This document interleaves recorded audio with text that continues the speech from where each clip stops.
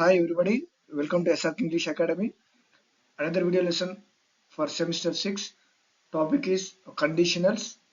Let's see some textbook exercises. Identify the category of if sentences.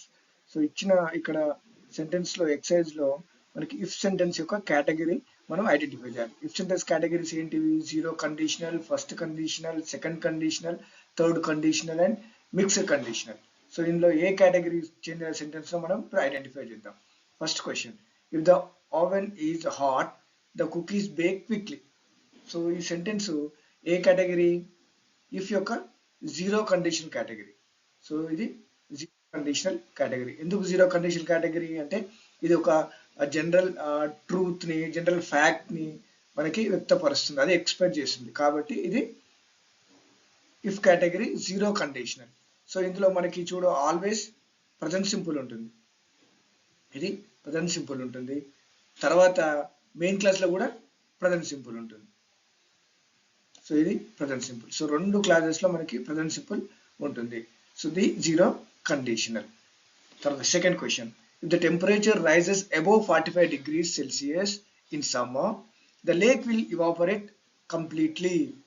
So ఇక్కడ ఈ sentence లో if clause చూద్దాం. If clause లో the temperature rises అని, so ఇది ప్రజెంట్ సింపుల్ లో ఉంది, V1 లో ఉంది, ఇది ప్రజెంట్ సింపుల్ లో ఉంది వర్బ్. అలాగే ఇంకొక క్లాస్ చూద్దాం, the lake will evaporate completely. ఇక్కడ మనకి విల్, ఇంకొక క్లాస్ లో విల్ వచ్చింది చూడండి, will evaporate, will plus base verb, will plus verb V1 ఉంది. సో ఇది ఇఫ్ క్లాస్ లో ప్రజెంట్ సింపుల్ ఉండి మెయిన్ క్లాస్ లో విల్ ప్లస్ బేస్ వర్బ్ ఉంటే అది మనకి ఫస్ట్ కండిషనల్. అంటే ఇది లైక్లీ టు హ్యాపెన్ అనమాట, ఇది జరగవచ్చు, జరిగే అవకాశం ఉంది.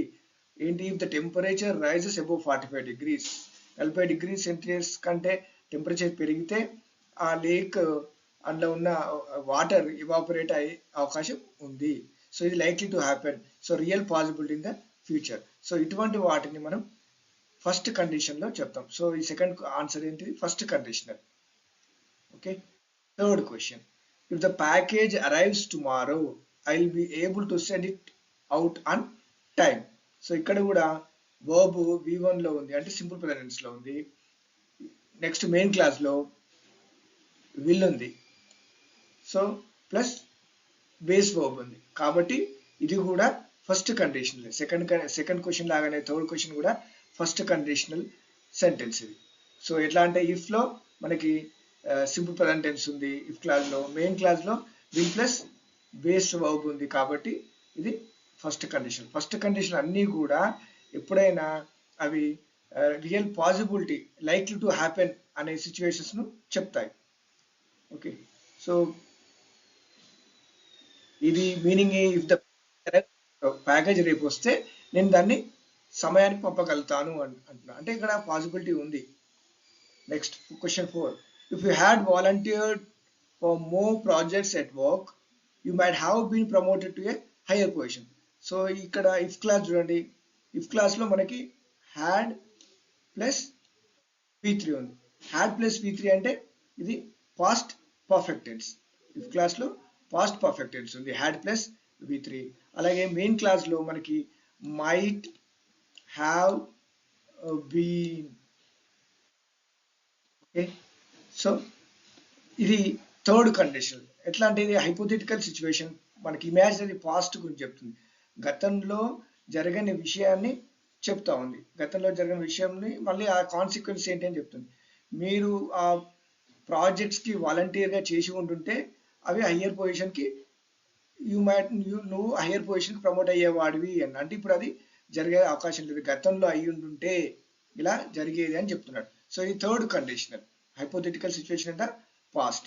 సో ఇఫ్ క్లాస్ లో పాస్ట్ పర్ఫెక్ట్, అలాగే మెయిన్ క్లాస్ లో మనకి వుడ్ లేదా కుడ్ లేదా మైట్, లేదా ఇక్కడ మనకు మైట్ వచ్చింది, ఈ ప్లేస్ లో వుడ్ రావచ్చు, లేదా కుడ్ రావచ్చు, లేదా మైట్ రావచ్చు.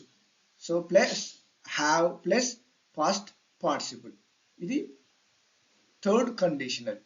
అలాగే ఇప్పుడు మనకి ఫస్ట్ కండిషన్స్ లో కూడా ఇక్కడ విల్ ప్లేస్ లో క్యాన్ రావచ్చు, మే రావచ్చు. ఇక్కడ థర్డ్ కండిషన్ లో వుడ్, కుడ్, మైట్ ఇలా. So let's read question 5. If I were a renowned chef, I would invite you to be my sous chef. So sous chef means a second in command in kitchen. So second level లో ఉన్న chef ని sous chef అంటారు. So if I were a renowned chef, I would invite you to be my sous chef. So second condition ఇది ఎట్లా second condition అంటే ఇక్కడ నుండి I were.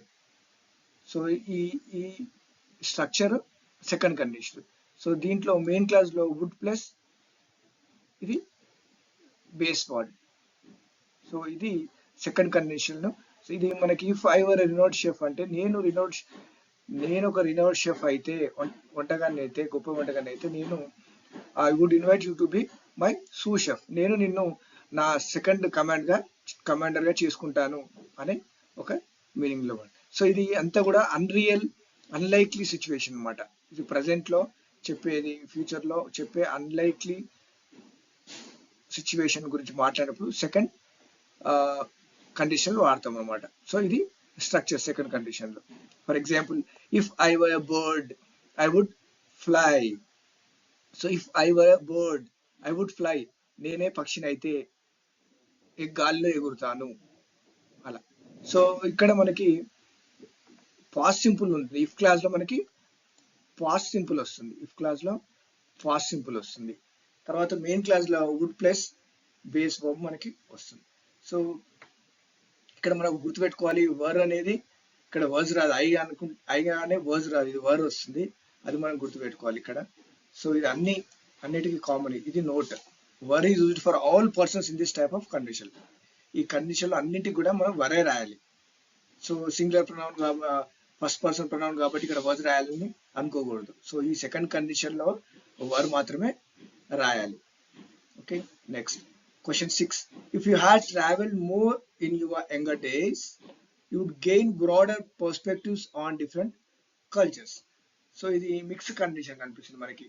Third condition అలాగే సెకండ్ కండిషన్ రెండు కలిపి ఉన్నాయి ఇందులో. సో ఇది కూడా మనకి పాస్ట్ అన్రియల్ కండిషన్ ని చెప్తా ఉంది. సో ఇక్కడ మనకి ఇందులో పాస్ట్ పర్ఫెక్ట్ టెన్స్ వచ్చింది. ఓకే, సో ఇక్కడ మనకి వుడ్ ప్లస్ బేస్ వర్బ్ వచ్చింది. అలాగే next question 7. If it rains heavily in Hyderabad the traffic comes to a standstill. So ఇది మనకి జీరో కండిషన్. ఇది ఒక జనరల్ ట్రూత్, ఒక ఫ్యాక్ట్, జనరల్ ఫ్యాక్ట్, ఒక నిజము సత్యాన్ని చెప్తుంది. సో ఇందులో స్ట్రక్చర్ ఏంటి? ఇఫ్ క్లాస్ లో మనకి V1 ప్రజెంట్ సింపుల్ ఉంటుంది. తర్వాత నెక్స్ట్ మెయిన్ క్లాస్ లో కూడా మనకి ప్రజెంట్ సింపులే ఉంటుంది. రెండింటిలో కూడా బోత్ క్లాసెస్ లో కూడా ప్రజెంట్ సింపులే ఉంటుంది. అది గుర్తుంచుకోవాలి. కాబట్టి ఇది జనరల్ కండిషన్, జీరో కండిషనల్ అయింది. So next, if you had listen to my advice you could have avoided this situation. So ఇది hypothetical situation in the past అనమాట. సో గతంలో జరగనివి మాట్లాడడం. నీవు నా మాట విని ఉంటే, నా సలహా విని ఉంటే ఈ సిచ్యువేషన్ నీకు రాకపోయేది అని చెప్తున్నాడు. సో ఇది గతంలో చేసి ఉంటే అనేది అర్థం. సో ఇక్కడ మనకి ఈ థర్డ్ కండిషన్ ఇప్పుడే మనం చెప్పుకున్నాం, పాస్ట్ పర్ఫెక్ట్ వస్తుంది, had plus V3. Main class లో మనకి కుడ్ హ్యావ్ లేదా వుడ్ హ్యావ్ లేదా మైట్ హ్యావ్ ప్లస్ పార్టిసిపుల్ వస్తుంది. ఇది next question number 9. If the recipe calls for tomatoes, you will need to buy some from the store. So ఇది first conditional. ఎందుకంటే ఇందులో simple present tense ఉంది. Main class లో కూడా main class లో simple future వస్తుంది మనకి, విల్ ప్లస్ లేదా విల్ లేదా క్యాన్ లేదా మే వస్తుంది. ఓకే, తర్వాత మనకి బేస్ వర్బ్ వస్తుంది. Next question number 10. If you had saved money, you could have afforded a house. So ఇది మనకి థర్డ్ కండిషనల్. ఇమాజినరీ పాస్ట్ గురించి మాట్లాడినప్పుడు, సో ఇన్నిసార్లు చెప్పుకున్నాం కదా, ఇది హైపోథెటికల్ సిచ్యువేషన్, పాస్ట్ లో జరిగి ఉండేది అనుకుంటే. If you had saved money, నువ్వు డబ్బు పొదుపు చేసి ఉంటే, had plus V3 past perfect tense. If you had saved money, నువ్వు డబ్బు పొదుపు చేసి ఉండుంటే, అంటే అతను చేయలేదు, అది కాలేదు. గతంలో చేసి ఉంటే ఏమైతుండేది outcome? You could have afforded a house. నీవు ఒక ఇల్లును ఇప్పుడు తీసుకొని ఉండేవాడివి, ఇల్లు కొనుక్కుని ఉండేవాడివి అని అర్థం. అంటే ఇప్పుడు పరిస్థితి ఏంటి అంటే అతను డబ్బు జమ చేయలేదు, ఇల్లు కొనుక్కోలేదు. ఇది పాస్ట్ లో ఒక హైపోథెటికల్ సిచ్యువేషన్. చేసి ఉంటే అలా ఉండేది అని అర్థం. సో ఇప్పుడు అది కాదు. సో ఈ విధంగా మనకి ఇఫ్ క్లాస్ లో past perfect tense, main class లో కుడ్ లేదా వుడ్ లేదా might plus have plus past participle V3.